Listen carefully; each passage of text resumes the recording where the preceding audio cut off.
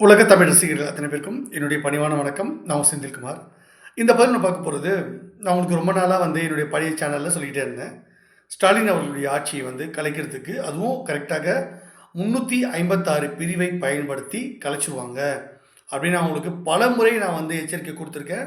அப்போ நிறைய பேர் அப்படி வாய்ப்பே கிடையாது, 356 பிரிவை பயன்படுத்துறதுக்கான எந்த ஒரு முகாந்திரமும் கிடையாது, சட்டம் ஒழுங்கு சரியில்லைன்னு சொல்லிட்டு 356 பிரிவை பயன்படுத்தவே மாட்டாங்க, ஏற்கனவே சில வழக்குகளில் அப்படி சொல்லிட்டாங்க, அதனால் 356 பிரிவை பயன்படுத்துறதுக்கான எந்த வாய்ப்புமே கண்டிப்பாக கிடையாது. செந்தில் சார் பொய் சொல்கிறாரு, அவர் கதை விடுறாரு, ரீல் சுற்றுறாரு அப்படின்னு பல்வேறு என்னை பற்றின விமர்சனங்கள் வந்தது.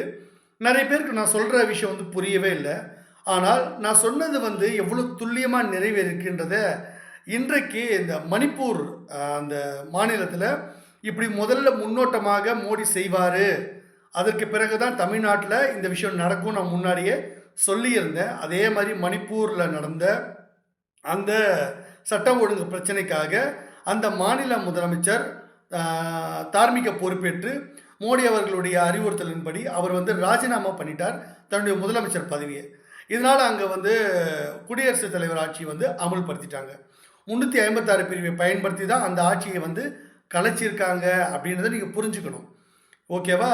இப்போ ராஜினாமா பண்ணதும் 356 பிரிவை பயன்படுத்தி அதை அவங்க செஞ்சுருக்காங்க அப்படின்றது மோடி அவர்களுடைய ஒரு ராஜதந்திரம் அப்படின்றத நீங்கள் புரிஞ்சுக்கணும். இதை ஏன் ராஜதந்திரம் அப்படின்னு நான் சொல்கிறேன்னா, இங்கே தமிழ்நாட்டிலையும் ஸ்டாலின் ஆட்சியை கலைக்கணும். இப்போது மணிப்பூரில் சட்டம் ஒழுங்கு பிரச்சனையை காரணம் காட்டித்தான் அங்கே கலைச்சாங்க அப்படின்னா, அப்படி சட்டம் ஒழுங்கு பிரச்சனை வந்ததுக்கு எது காரணம்? அந்த இடத்துல நடந்த ஒரு கலவரம். அது என்ன? கிறிஸ்தவ அந்த சமுதாயம், அந்த மலைவாழ் மக்களில் 2 பிரிவு இருந்தாங்க. ஒரே மதத்தை சார்ந்த 2 பிரிவுகளுக்கு நடுவில் மிகப்பெரிய ஒரு மோதல் போக்கு அங்கே உருவாச்சு. அதன் காரணமாக காட்டி இவ்வளோ நாள் கழித்து அந்த மாநிலத்தின் ஆட்சியை கலைச்சிட்டு குடியரசுத் தலைவர் ஆட்சியை அமுல்படுத்திட்டாங்க. இது அப்படியே தமிழ்நாட்டுக்கு எப்படி கொண்டு வருவாங்கன்னு பார்த்தீங்கன்னா, இங்கே ஏற்கனவே இங்கே ஒரு பிரச்சனை ஓடிக்கிட்டு இருக்கு. அது என்னன்றதை நான் வெளிப்படையாக சொல்ல விரும்பலை. நான் அடிக்கடி நிறைய வெளிப்படையாக சொல்கிறதுனால தான் ஸ்டாலின் அவர்களுக்கு ஒரு என்ன சொல்கிறதுனா, நம்ம இலவசமாகவே சில விஷயங்களை சொல்லிடுறோம். அதனுடைய வேல்யூ இங்கே தமிழ்நாட்டில் இருக்கக்கூடிய முக்கியமான தலைவர்களுக்கு புரியறதில்லை. அதனால் நம்ம செந்தில் ஏதாவது சொல்லிட்டு இருப்பார், அவர் ஏதாவது ஒன்று பண்ணுவார் அப்படின்னு நிறைய பேருக்கு புரியறதில்லை. ஆனால் அது நடந்ததுக்கப்புறமா ஐயோ இப்படி நடந்து போச்சா அப்படின்வாங்க. ஆனால் அதுக்கு கிரெடிட் கூட செந்தில் சார் தான் சொன்னார், அவர் கரெக்டாக துல்லியமாக கணிச்சு சொன்னார், அவருக்கு கிரெடிட் கொடுப்போன்னு கூட கொடுக்க மாட்டாங்க. அது ஃப்ளூக்கில் சொல்லிட்டாரு, அதை பற்றி கடந்து போயிடுவாங்க. எல்லா பத்திரிகை ஊடகங்கள் தொலைக்காட்சிங்க எல்லாரும் கடந்து போயிடுவாங்க. ஏன்னா அதை பற்றி பேசவே மாட்டாங்க. நானும் நிறைய விஷயங்களை சொல்லி சொல்லி அழுத்து போச்சு எனக்கு. நம்ம இவ்வளோ தூரம் கஷ்டப்பட்டு பல்வேறு விஷயங்களை முன்னெடுத்து பல விஷயம் நம்ம சொன்னாலும் அதனுடைய வேல்யூ நிறைய பேருக்கு புரியுறதில்லை. அதனால் இவங்களுக்கு சொல்லி பிரயோஜனமே இல்லை அப்படின்றதுனால நானும் அந்த சேனல் மூடிட்டேன். எனக்கு தேவையே இந்த சேனலில் இனிமேல் அதை நடத்தணும் அவசியம் கிடையாது அப்படின்னு. இப்போ சினிமாவில் நான் ஷூட்டிங்கில் பிஸியாக இருக்கிறதுனால என்னால் அரசியல் விஷயங்களை நிறைய பதிவுகளில் போட முடியல, போட வேண்டிய அவசியம் இப்போ எனக்கு இல்லை. இருந்தாலும் நான் ஏற்கனவே சொன்ன அந்த விஷயம் பொய் இல்லை, அது உண்மையாக நடந்திருக்குன்றத சில முட்டாள்களுக்கு புரிய வைக்கணும் இல்லையா? அந்த முட்டாள்களுக்கு புரியலை. அப்போ அந்த முட்டாள்களுக்கு ஆஹா இப்படி நடக்கும் போல இருக்குது, 356 பயன்படுத்தவே முடியாதுன்னு சொன்ன இடத்துல செந்தில்குமார் ஆணித்தரமாக அவர் ஒருத்தர் தான் சொன்னார், நியாயமாக சொன்னார், 356 கண்டிப்பாக மோடி அவர்கள் பயன்படுத்துவார், மணிப்பூர் ஆட்சியை கலைப்பாருன்னு அவர் தான் சொன்னார். அரவிந்த் கெஜ்ரிவால் அவர் கைது பண்ணுவார், அவர் தான் சொன்னார். அவர் முதலமைச்சர் பதவியை பறிப்பார்னு சொன்னார். டெல்லியில் ஆட்சியை பிடிப்பாங்க பாஜகன்னு சொன்னார். பல்வேறு விஷயங்கள் அவர் சொன்னதெல்லாம் கரெக்டாக நடந்துடுச்சு. என்ன கொஞ்சம் லேட்டாக நடந்திருக்கு, ஆனால் அவர் சொன்ன மாதிரியே நடந்துடுச்சு அப்படின்றது சில முட்டாள்களுக்கு புரியணும். நான் யாரை முட்டாள்னு சொல்கிறேன்றதெல்லாம் நீங்கள் புரிஞ்சுக்கோங்க. உங்களுடைய அது நிறைய பேருக்கு அந்த என்ன சொல்கிறது ஞான சூன்யமாக இருக்காங்க. அவங்களெல்லாம் நம்ம சும்மா ஏதோ சொல்லிகிட்டு இருக்க விரும்பலை நான். அதனால் இங்கே ஒரு மிகப்பெரிய ஒரு சிக்கல் இருக்குது அவங்களுக்கு புரிதல்ல.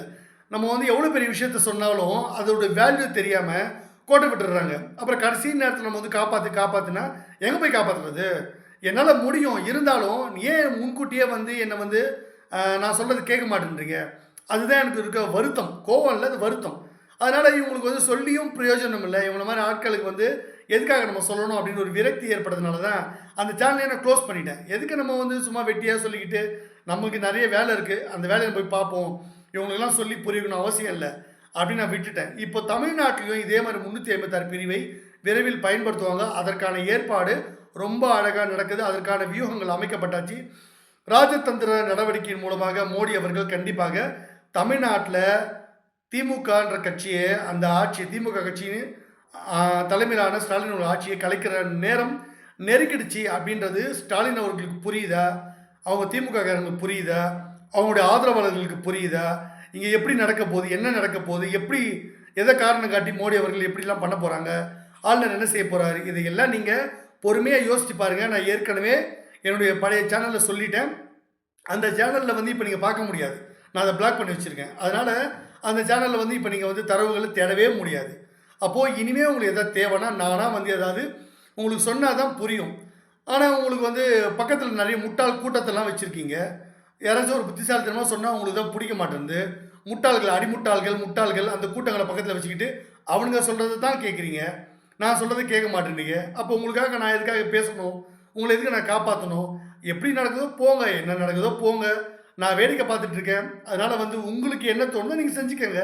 உங்களுக்கு தான் நிறைய அரசியல் ஆலோசகர்லாம் இருக்காங்கல்ல, அவங்கள வச்சு நீங்கள் எப்படி காப்பாற்றிக்கணும்னு பாருங்கள். ஆனால் இந்த விஷயம் நடந்ததுன்னா இதோட திமுக கதை முடிஞ்சிடும். அது மட்டும் உண்மை.